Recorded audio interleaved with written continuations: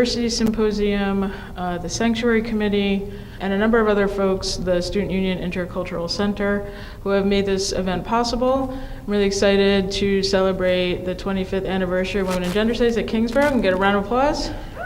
Yeah. So we were the first community college in CUNY to offer this concentration, and we've been working for over a year trying to make it into a major. In addition, this is the 50th anniversary of Stonewall. Can we give a round of applause for that? Woo! And I'm really excited to feature some students who are taking Women and Gender Studies classes, interested in the concentration, or doing events on campuses, discussions on campuses, connecting gender and other social identities such as race, ethnicity, sexuality, and class. I'm really excited that the Women and Gender Studies concentration is so big right now. We have 20 core faculty members and about 40 allied and affiliated faculty. There's a number of really wonderful events happening, a number of articulation agreements happening at different colleges. And if you're a student who doesn't know about the concentration, you should come chat with me because I can give you a wealth of information about how to sign up for the concentration. There are a number of classes you can take. The only required class is a class called Intro to Women and Gender Studies, which is designated as a history class right now, even though it's not a history class. And then you could take 3 other classes of your choice: Women in Literature, Sociology of Gender, Biology of Women. You have a number of different options. They also fulfill other requirements, so it's like, I don't want to say killing 2 birds because I don't want to kill the birds, but you fulfill many requirements: writing intensive, civic engagement, pluralism and diversity, a number of different options. So without further ado, I want to introduce you to Dean Cathy. I'm really excited to have her support, and she's been really helpful in terms of promoting Women and Gender Studies on campus. So she's going to say a few words and welcome us and introduce the students. Thank you.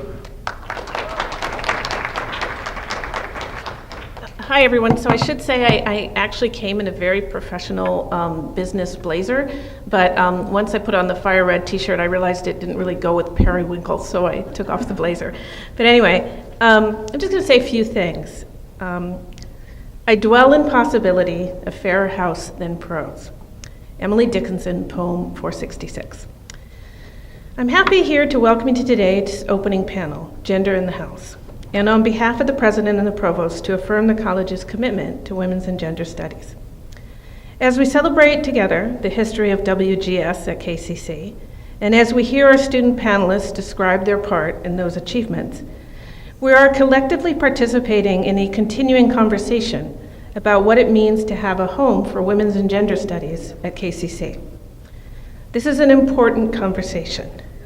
One that I hope we will approach with openness, intellectual honesty, and humility. Because the concept of home has always been a complicated one for women and for LGBTQ people. For us, home can be a haven, a place of nurture and safety, but just as often it is a place of tension, despair, conflict, and even violence. Perhaps this is why Emily Dickinson chose to describe her home as imaginative possibility. Perhaps, too, this is why novelist Rowan Haseo Buchanan says, "My idea of a home is a verb." Following Dickinson and Buchanan, we might say that the idea of home for women's and gender studies is not so much a structure or even a place as it is a process, a searching and a creating. And today's panelists, Charisa Quinonez, Alyssa Fulton, Elizabeth Smart, Selena Dua, Martin C., Ashley Teasdale, Kyle Reese, Carlos Pena, Tiara Townsley, they are the builders. Some of you may be building beautiful homes by concentrating in women's and gender studies and going on to earn your bachelor's and graduate degrees in the field. For others, the homes you build are different, but no less important. Perhaps you've taken 1 or 2 classes in WGS. Perhaps you didn't even think of yourself as a builder until that moment in your first nursing rotation when you realized that Professor Posey's class gave you an ethical understanding of what it means to truly care for your transgender patients. Or perhaps you've been steadily building WGS in your community of faith after taking Professor Wetzel's class. Or maybe you didn't even really start building, or you won't really start building until 10 years from now, when you find yourself channeling Professor Perea as you talk to your daughters and your sons about what it means to identify with the latest Disney princess. Whatever you do, within all of these possibilities, and more I can't yet imagine, all of you are building the hoses of WGS at KCC. It's your challenge and it's your opportunity. And it's our good fortune this morning to briefly dwell in possibility with you. Thank you. Beautiful. Can the students come up? All right.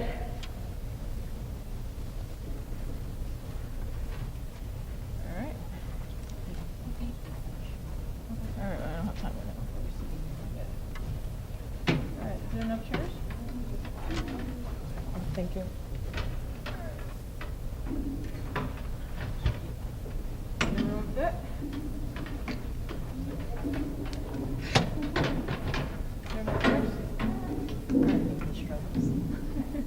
Alright, we need 2 more chairs. Oh wait, no, we need 1 more chair. Okay. While folks are getting set up, I just want to read the description for today's event.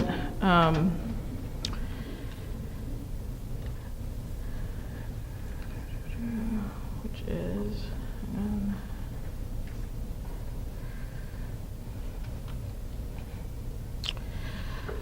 the Gender in the House student panel features and honors the voices of women and gender studies students at Kingsborough, some of whom are about to graduate with the concentration and some of whom are new to it, talking about their experiences with diversity, studying it, and addressing current issues in the world about gender and its intersections with race, class, sexuality, ethnicity, ability, age, and religion, among others. So as we get started, maybe we could do names and pronouns. I'm Red Washburn, I use they, them. She, her, that's it. I'm Tiara, and my pronouns are she and her. I'm Selena Dua, and it's she and her. My name is Barisa, but I go by Carlos as well, and my pronouns are she and her. My name is Elizabeth Smith, I go by she and her. My name is Ashley, I go by she and her. My name is Alyssa, I go by she and her. My name is Martin Say, I go by he and him. My name is Kyle Reese, I go by he and him. So the first question is, what is diversity and how does it relate to your own social identity? So like your gender, your race, your class, and how does that connect with your definition of diversity? My name's Tiara.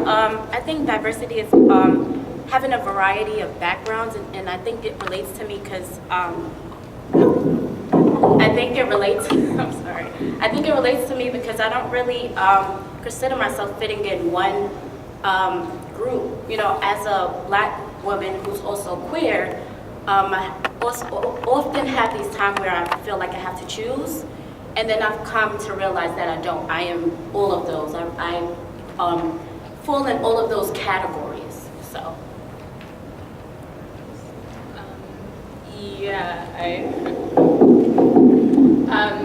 I agree with that. You're never just one identity, and that's why diversity is so important, because if you walk into a room and I'm also a Black woman who's queer, if I walk into a room full of Black people, am I going to find Black women as well? Am I going to find Black queer people as well? Or am I only going to have to address one section of my identity at that point in time? According to me, the world is full of diversity and different cultures. I am Selena, I'm from West Africa, and I've been into this country for 22 years. And as you come to a land full of diversity people, and different cultures, different backgrounds, and everybody is just so determined to do what they want to do on Earth.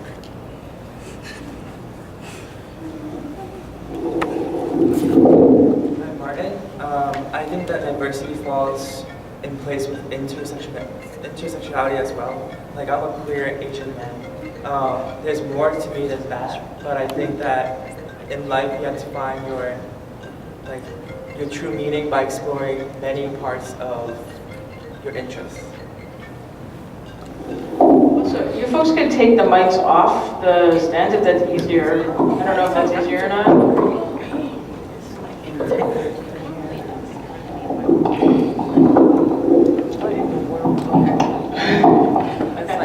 My name is Charlie. I'm bisexual.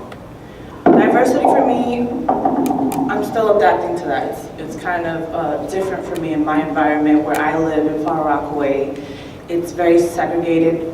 My neighborhood is extremely segregated where, what would be the proper term? They're not accepting the LGBT community as much as the other areas are. And for me, I participate in my community center volunteering to be an activist at LGBTQ events where I can let people know, how important it is to understand, not be closed-minded, open-minded, understand that we are human beings. We're not just people, we are human beings. We should be treated equally regardless of our interests in sexualities or our colors or how our age are. And lately, age itself has been, what's the term? Rejected. Because if you go out to the community, you're having younger people disrespect the elderly and old, not older, wiser. Then we have women who are being mistreated by other gender roles, and it's difficult for me to see that, especially when I have a 9-year-old daughter and a 1-year-old son, and I know that I brought them to this world and they're going to inherit whatever comes along, and I don't want them to suffer without me trying to come out and say, how important it is to acknowledge one another. No matter what you may believe, it should not, what's the term? It should not define other people's lives. You shouldn't try and oppress them. And for me, it's difficult because I'm still living that life, even in school. And I don't know if you guys have ever experienced that, where you feel like you're in a room, and you're just sitting there, speaking to the professor, and then they have a different set of genders. They're not listening or respecting your opinions, because I've had that experience in the beginning of my school, and because I'm a Latina, it's difficult for me as well, because of the fact that I don't fit. For me, from the experience I either don't fit with the white community, I don't fit with the black community, because to me it's segregated, because I have that challenge. I have friends who accept me for who I am, but there are still people who don't accept Hispanics for being Hispanic, because they don't see it as a what's the term? I cannot find that proper term. Like, 'cause for me, they used to call me a hybrid. Oh, you're not. You're a mix of everything. You're just a one. Excuse my language for that. So for me, it's difficult. It's different for a race than it is for a ethnicity. So for us, it's kind of difficult for us to coexist with others, and I'm still fighting for that, because I think it's important, no matter what race or ethnicity that we are, that we should all collaborate and work with each other at the end of the day.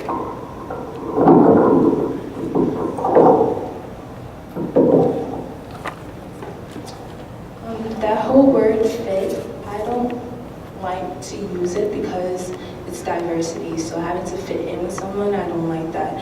And I don't like to put myself in like a category, because I believe that there's so many different aspects of myself. So I'm just gonna blend in with myself, be comfortable with myself, and that's just diversity, being comfortable with yourself, and then like allowing everyone else to be comfortable with themselves, and you guys can still be together at the same time. So that whole fit is out of my vocabulary. I don't believe in it. Maybe 1 or 2 responses, and we'll jump to another question. Hi guys. Hi guys. Like I said before, my name is Charisa, also Carlos. Diversity for me is more like, the irony of the words, is more of a transition as well. Diversity opens up the idea that there's going to be change. There's going to be change within myself. Personally, from experience, I went from being a queer individual to accepting a classification of myself, because that's what I choose to be. I choose to be trans, and this is something that I am. And also personally, being a pansexual, this is not something that I was before, but something that I explored and found out throughout my life. So to me, diversity is more of the openness to include other people and their changes and whatever they feel like is the more appropriate them.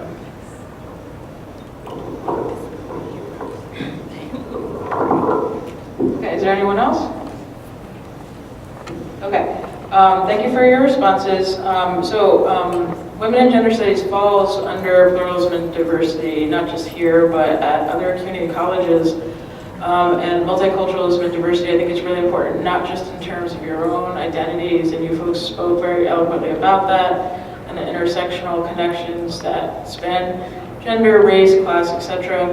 But I'm wondering, either to take classes or to get involved in the concentration or to get involved with the club, and how has that shaped your experiences here, and if you want to transfer or if you want to do work around this topic, or how it's just helped your critical thinking as a citizen of this country. So what drew me to Women in Gender Studies, I took Sociology of Gender my first semester here, and I was just drawn to it instantly. The professor I had at the time, she mentioned this concentration, and I jumped at it at the first sight of it, I guess. And from there, I have just been taking the courses that Women in Gender Studies have to offer. I believe that these courses have changed my experience here at this college. You learn from different perspectives in these courses than your regular classes, like your regular history classes or English classes. You learn more about women in general. You won't really hear about the, what's the word? I guess I wouldn't say like undercover women, but just women you wouldn't really normally hear about in your history classes. You know, you hear about Rosa Parks and all the major women that society considers them to like really have an effect on our lives. I'm not saying that they don't, but you also get to hear about other women you wouldn't normally hear about in these courses. And Professor Washburn is an amazing professor. I suggest that you take her classes, as many as you can. It's honestly just a fun environment to be in. You hear from other people, no matter what their age is or where they come from. You get to hear from different perspectives, and I think it's very interesting to take these courses, so I would advise you to do so.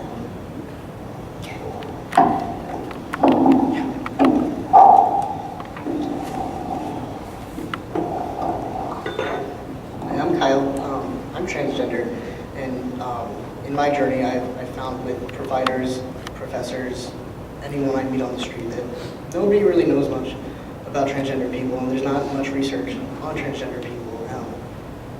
And so I want to do queer psychosocial studies to do some research on that, and in doing that, we need to understand both ends of the binary and everything in between and outside.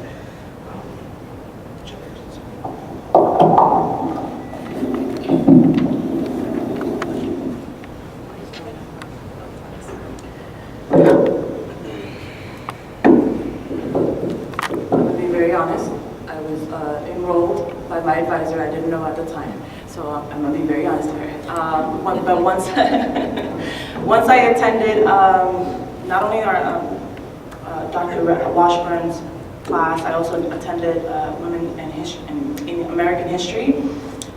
I learned a lot of heartbreaking information that I didn't know about, that prior women have experienced. I didn't know, like, the world that I lived in, I didn't see what I see now. So when entering that class, I saw how women were being undermined, or how certain genders would disrespect women and not see how important a woman is in general, in my case, from what I was understanding. And because I was raised in a religion where, you know, we were supposed to listen to the man, obey their rules, and that was it. I was brainwashed to live that life until I was 21 years old. When I saw one of their newspapers that was presented in the Women in American History, I keep forgetting the actual title, where about 300 women, not 70 women jumped out of the fire with the triangle, the triangle, yes, that one made me cry when I got home. Women sweat blood and they just suffer just for their kids, just so they can have a better life. And I didn't even pay mind to my own mother. And I didn't see how she had to struggle just to feed me, or how she would, some nights would have to starve just to feed the rest of my brothers and sisters. You don't see how the quote is, oh, you live in a man's world, but you also have to think about, but you also lived in a woman's world for 9 months. You have to appreciate how, for women, how much they have sacrificed and gave up just so that we can be here. And I didn't know that until I took the Women and Genders concentration courses. And I urge everyone to understand how important it is to take these classes, because it lets you understand not only how much you value yourself, how much you should value your aunt, your mother, your grandmother, your family, your neighbors, and understand that they have went through so much. They may not tell you, and they may smile at you right now, but they have probably went through so much just to give you that smile.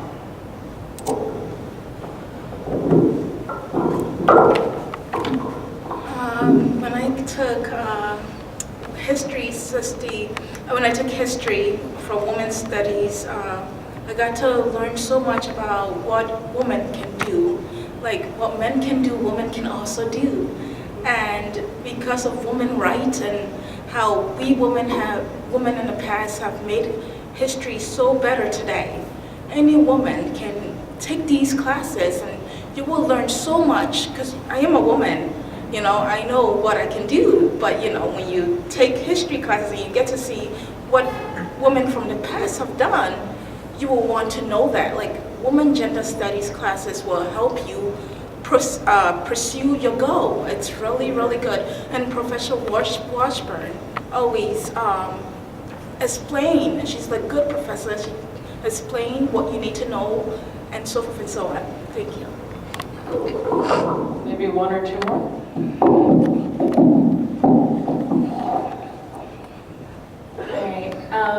So women and gender and what attracted me to it, well, the first time I took women and gender here at Kingsborough was last semester with Professor Washburn. Before I was at Kingsborough, I was at another university where I took many classes in regards to women and gender. And what kept me coming back to it was how multifaceted it was. So we talk about women and gender, but it really is something that, like the studies, the concentration is something that affects everybody.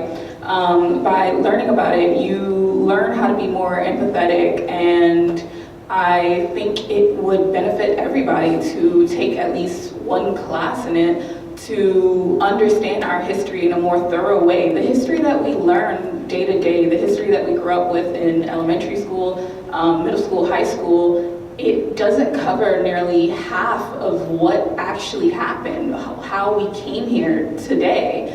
And women are not just one thing, we're so many different things. And the thing about women and gender study, what it helped me realize and appreciate, is that we are all different. We all have different values, but doesn't mean we shouldn't respect each other for those different values. Each of us has a different way. If we are a woman, we have a different way of what that means to us. If we are one gender or another, we don't have to act in a way that society tells us is proper. We can just be ourselves, and by studying women and gender, you learn to appreciate that and understand that. And by taking Professor Washburn's class last semester, it reignited my passion in women and gender studies. And I am not of the concentration, but I'm in community health. But now I know that when I move on from here, what I do want to focus on is women and gender issues and health issues. All right, one more. Last word on this, and then we'll move to the last question. Like Charlie was saying, I come from a background that's very focused on what I would say the prehistoric way that we see what relationships should be, what family should be. Being trans myself, I've always felt that I was a female, so I am a female. So it comes in a multi-layered interest because my mom was the type of person that, you know, she denounced any type of ideology that the patriarchy was the head of the family. She was the head of the family. She was the one who controlled everything. She was the one who set the boundaries. She was the one who managed the bills.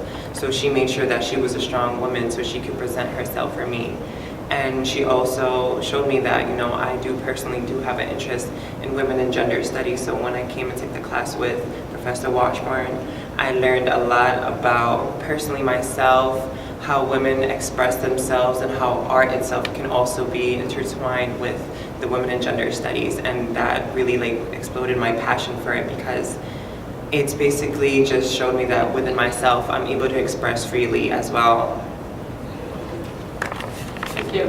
Either to take classes or to get involved in the concentration or to get involved with the club, and how has that shaped your experiences here, and if you want to transfer or if you want to do work around this topic, or how it's just helped your critical thinking as a citizen of this country.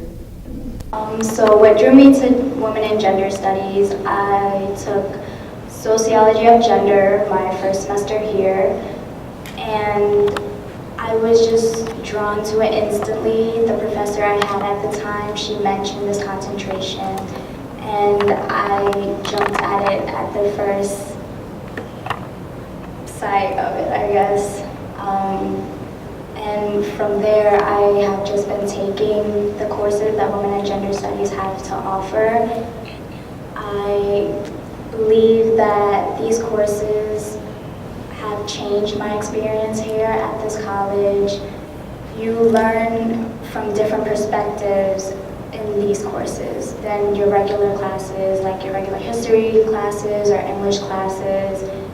You learn more about women in general. You won't really hear about the, what's the word? I guess I wouldn't say like undercover women, but just women you wouldn't really normally hear about in your history classes. You know, you hear about Rosa Parks and all the major women that society considers them to like really have an effect on our lives. I'm not saying that they don't, but you also get to hear about other women you wouldn't normally hear about in these courses. And Professor Washburn is an amazing professor. I suggest that you take her classes, as many as you can. It's honestly just a fun environment to be in. You hear from other people, no matter what their age is or where they come from. You get to hear from different perspectives, and I think it's very interesting to take these courses, so I would advise you to do so. Hi, I'm Kyle. I'm transgender, and in my journey, I've found with providers, professors, anyone I meet on the street that nobody really knows much about transgender people, and there's not much research on transgender people.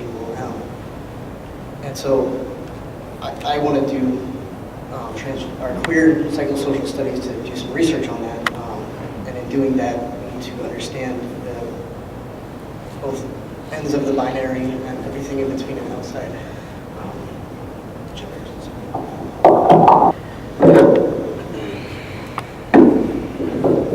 I'm going to be very honest. I was enrolled by my advisor. I didn't know at the time. So I'm going to be very honest here. But once, once I attended not only our Dr. Washburn's class, I also attended Women in American History. I learned a lot of heartbreaking information that I didn't know about, that prior women have experienced. I didn't know, like, the world that I lived in, I didn't see what I see now.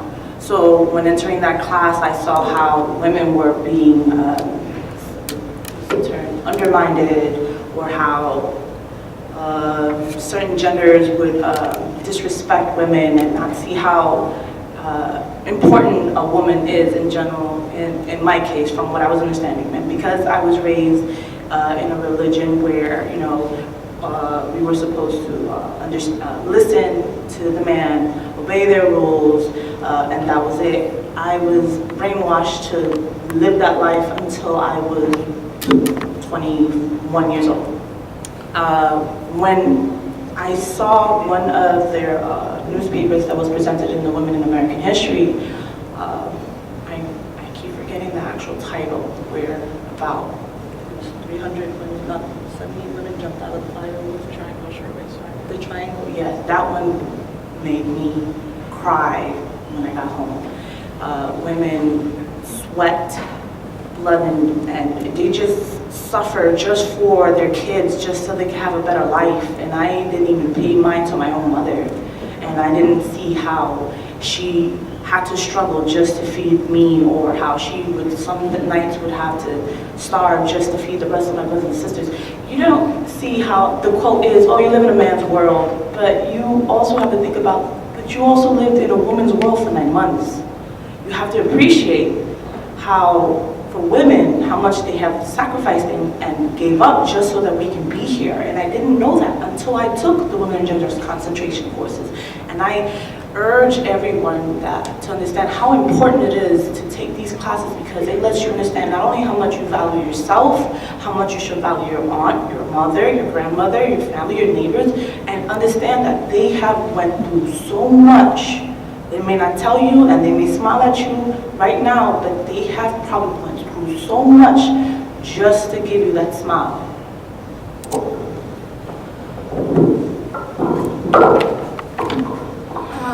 When I took when I took history for women's studies, I got to learn so much about what women can do. Like what men can do, women can also do. And because of women's rights and how we women in the past have made history so better today, any woman can take these classes and you will learn so much, because I am a woman, you know, I know what I can do, but you know, when you take history classes and you get to see what women from the past have done, you will want to know that. Like women gender studies classes will help you pursue your goal. It's really, really good. And Professor Washburn always explain, she's a good professor, she explain what you need to know and so forth and so on. Thank you. Maybe one or two more?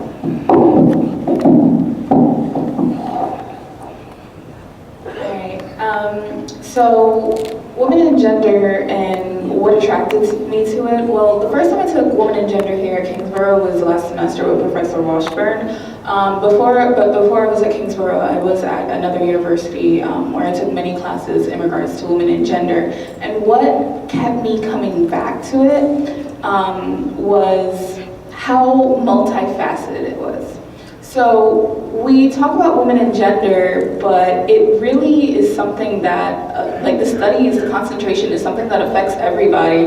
By learning about it, you learn how to be more empathetic, and I think it would benefit everybody to take at least one class in it to understand our history in a more thorough way. The history that we learn day to day, the history that we grew up with in elementary school, middle school, high school, it doesn't cover nearly half of what actually happened, how we came here today. And women are not just one thing, we're so many different things. And the thing about women and gender study, what it helped me realize and appreciate, is that we are all different. We all have different values, but doesn't mean we shouldn't respect each other for those different values. Each of us has a different way. If we are a woman, we have a different way of what that means to us. If we are one gender or another, we don't have to act in a way that society tells us is proper. We can just be ourselves, and by studying women and gender, you learn to appreciate that and understand that. And By taking Professor Washburn's class last semester, it reignited my passion in women and gender studies. And I am not of the concentration, but I'm in community health. But now I know that when I move on from here, what I do want to focus on is women and gender issues and health issues. So. No? Okay. All right, one more. Last word on this, and then we'll move to the last question. Like Charlie was saying, I come from a background that's very focused on what I would say the prehistoric way that we see what relationships should be, what family should be. Being trans myself, I've always felt that I was a female, so I am a female. So it comes in a multi-layered interest because my mom was the type of person that, you know, she denounced any type of ideology that the patriarchy was the head of the family. She was the head of the family. She was the one who controlled everything. She was the one who set the boundaries. She was the one who managed the bills. So she made sure that she was a strong woman so she could present herself for me. And she also showed me that, you know, I personally do have an interest in women and gender studies. So when I came and took the class with Professor Washburn, I learned a lot about personally myself, how women express themselves, and how art itself can also be intertwined with the women and gender studies. And that really exploded my passion for it because it's basically just showed me that within myself I'm able to express freely as well. Thank you. Folks kind of bear witness to women and gender studies as an important field to study in college, but also just want to recognize that not just Stonewall is 50 years old. Women and Gender Studies is more than 50 years old and came out of social movements. So we have a wealth of social movements happening right now. Me Too, Time's Up, Black Lives Matter, Trans Lives Matter, the sanctuary movements. You folks probably heard about Muslims in New Zealand. There's a lot of things happening in the world. And I would argue that now, perhaps more than ever, women and gender studies is more relevant. We also have a number of students who are interested in this. And I don't feel like a field should be legitimized by student interest. Many traditional disciplines don't have to answer to that question. But I do think that given the enrollment has really increased in terms of the classes that are offered, the students who are interested, the club and what's happening, not just in New York, but around the world in terms of gender and the intersectional realities of it, that and all the wonderful things happening on this campus in terms of curricular developments, faculty interest, that we need to think about ways to continue the conversation on how to support women and gender studies, so how it survives and how to make it thrive. And the last question is about that issue, which is how do we make sure women and gender studies survives and thrives on this campus in a time where our resources were cut, where we don't have an office like a department has, we don't have reassigned time for directors, we don't have support for students, we also, this is part of a larger issue within CUNY because, like, for instance, later today we have, I'm calling it a gender pride party, where we have a student who did her associates, her AA here, did women and gender studies at Brooklyn College, got her BA, now is doing her master's at the Grad Center and is applying to PhD programs in women and gender studies. That only happens because there is an institutional framework that is supported for students and faculty. So I'm wondering, as students, given the fact that you all are embodying diversity through your identities and through your interest in studying at a college and also things happening in the world, what would you say we could do to kind of keep this program going and to see it really thrive? First of all, we need a bigger office. I'm being very serious. Because not only will we downsize our office, is ridiculous. The office that's available is ridiculous. We need an office where the students is able to access easily without any concerns. Also that it's safe and healthy for the staffs and the students who are participating in the club. We also need, let's say, I'm exaggerating here, flyers and everywhere. I personally would love to see more not only just classes, but also activities that can have students encourage them into coming into like in-depth information on history and women's and gender, because I'm still clueless, I'm still learning as I go. For me, I only scratched the surface. There's a lot more to go in, and trust me when I tell you, I didn't even realize it.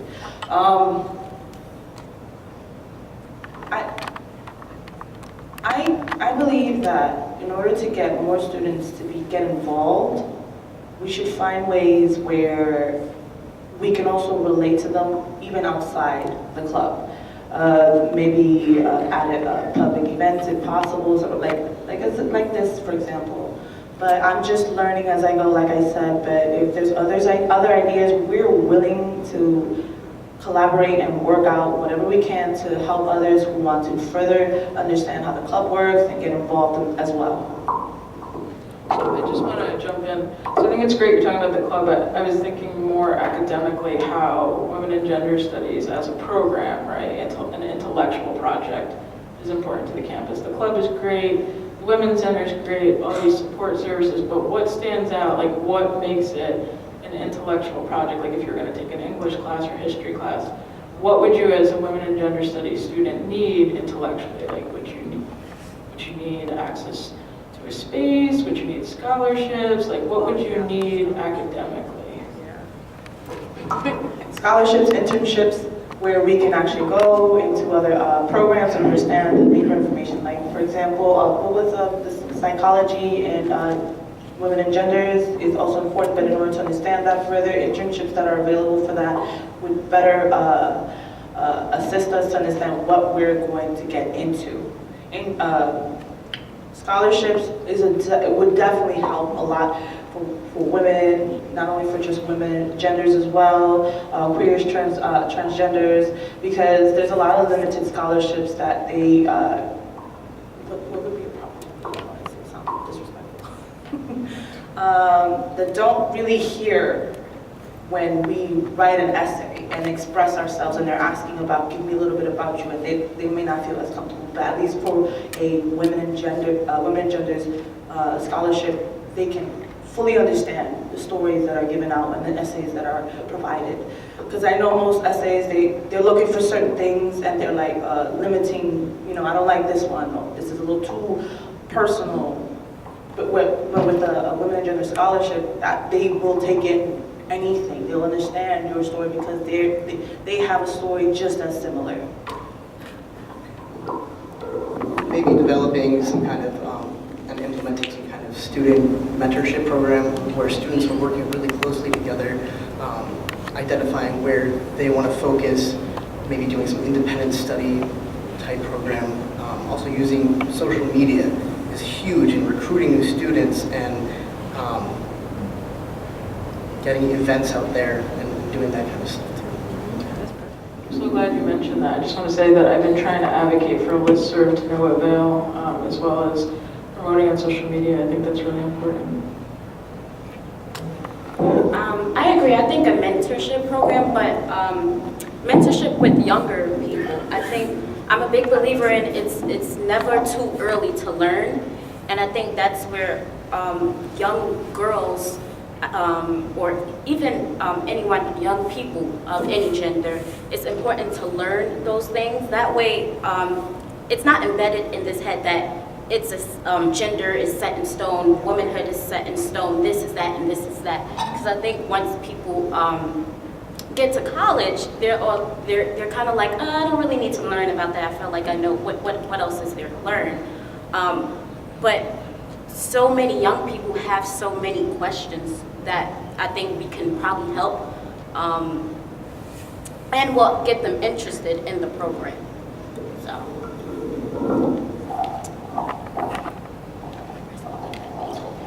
When I took Professor Washburn class in the winter, this present winter, one of the first things she said was, in the real world, like out there, you don't really, like, you have a voice, but it's not really heard. But in her class, everyone has a voice, and she wants to hear everything that you have to say, no matter what your opinion is, or like once you're being respectful to everyone else, and just like be open and express yourself. And she did give a lot of space to show, like, express yourself in your writing and like the things that you're interested in. So I feel like all these things that everyone said, like scholarships, like being able to express yourself, like really writing or like doing a project, like just getting a scholarship for that because you're showing your interest in the in like events that's happening in the world right now, like that would be really useful for this concentration. Like just to have like scholarships and stuff like that. That way everyone else can get involved, because paying for college is not easy, especially when you're on your own. So like if you can get something out of like expressing yourself, that would be really useful.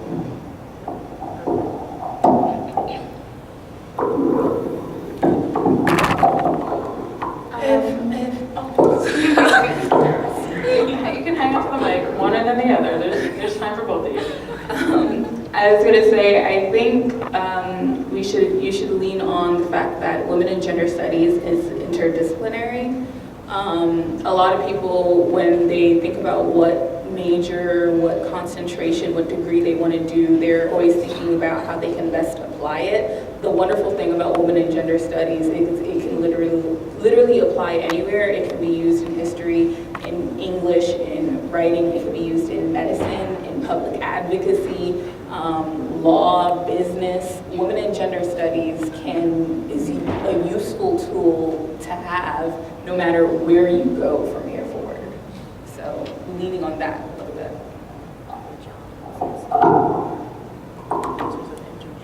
Everybody can take that major, women in gender studies, and be so strong and fulfilling to apply for a scholarship, because scholarships are there. You just have to apply for it. And while you're doing well in women in gender studies, then you can pursue your dreams. It would take you from somewhere to somewhere higher in life.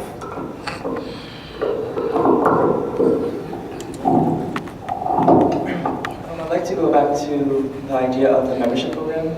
I think forming a membership program at Kingsborough and being able to go to high schools and middle schools and teaching these students that the importance of the histories of a woman and how that it affects everyone else is important. So starting at a very young age, this can really help build that kind of idea of what they want to study in the future, and when they head to college, it really makes a big difference in deciding what they really want to do.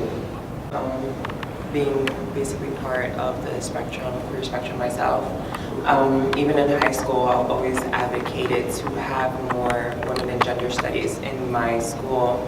I felt that, most of the time women are left out of history a lot, and so are queer individuals. And personally, my queer history, I didn't know about it until I came into college. And to me, it's really sad to say that, I didn't know what queer history was. I didn't know where it started. I didn't even know where to say that we made an impact. And honestly, I think that, we need to put more attention and more promotion to the idea that, we do need women's studies, we do need gender studies. This should be part of the curriculum and basic education in general. It shouldn't just be in college, it should be in high school, it should be promoted in elementary school too, because it is part of our history. It is part of also American history. It's very huge. So I recently attended HBCU. Before that, if you don't know what that is, that's a historically black college and university. And one of the requirements to graduate was African American history, because it is part of our history. So I'm saying that to say maybe making women in gender studies a requirement, not necessarily the class, but something involving. I think that would also set a tone for whatever institution it is that you are accepting of these people, and stuff of that nature. And women in gender studies, it applies to a lot of things, anthropology, sociology, like some said, history. So I think making something of it a requirement, even forcing students to go to a panel or one event a year. I think that could open people's minds, because many people can be reluctant to learning new things and experiencing and accepting new things. So I think that would kind of set a tone, and that would kind of push people to be a little involved and open to learning new perspectives. Go ahead. It's just what going on here is reaching as college students, as a curriculum, reaching out to the youth or adolescents would actually help, because if I'm saying this as real as I can, I know that you go outside and you see these kids disrespecting one another like it's nothing, and you wonder like what's going on in school that they're not, taking it seriously. And if they have this type of course or mentors that go and they speak to these students or adolescents and they say, sit down with me, let's talk about this type of history so you can understand where women and genders are coming from, or the situation or struggles or the mountains that they have to climb just to get to where they're at. So that when you get older, you understand that this is not something that you take lightly. This is something that you should take as serious as your own life, because at the end of the day, how you take care of yourself will represent you as in jobs, as a family person, and as a friend as well. So if mentoring, like one of my colleagues just said, we can go as college students and reach out to middle schools and high schools and start helping them now, so even elementary now, so that by the time they get to college, they already know how to present themselves. We already saved the next generation, literally, because I'm tired of these kids. I got 2 kids. It's wonderful to hear the feedback about student mentorship programs. I try to do that as much as I can. Unfortunately, I don't have as much time because of higher teaching obligations that otherwise was, covered. I hear you about scholarships. I also went to community college, and one of the things that I needed as community college was a space to sit down and talk to a faculty member and a director. Advisors are great, but a faculty member and a director knows the program and can help you kind of make your field of study what you want it to be. I also am trying to work on a number of different options for transfer for you folks. And I've been doing that since I've been director for 2 years. What they're called articulation agreements. So you could go to Brooklyn College, you could go to City Tech, you could go to John Jay. However, there is no funding for that now, which means that I cannot do it the way I used to do it. I understand that there's a national crisis with education. However, there are a number of job openings within CUNY, including on this campus. And it's so great to hear your need to find a space, to be mentored, to have money, to have conversations.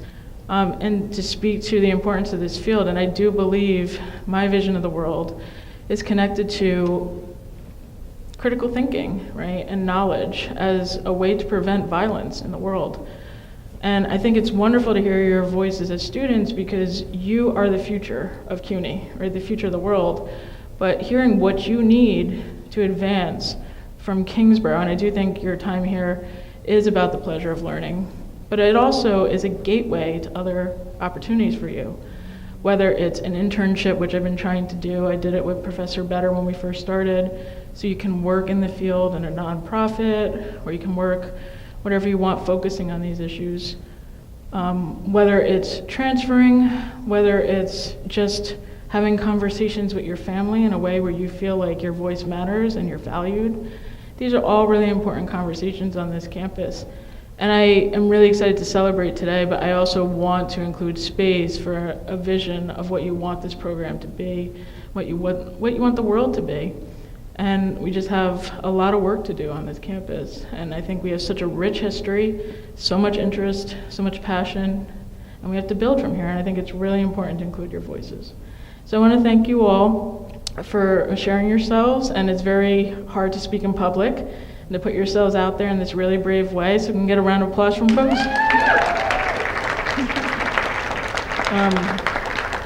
I also want to thank Dean Leaker again for doing the introductory remarks, and Fran Robinson and Joan Oliveri in the Women's Center for helping with this event, the Diversity Symposium, the Sanctuary Committee, the Women and Gender and Sexuality Studies Club, and the Student Union and Intercultural Center. Sorry, I know it's new, I have to get it down.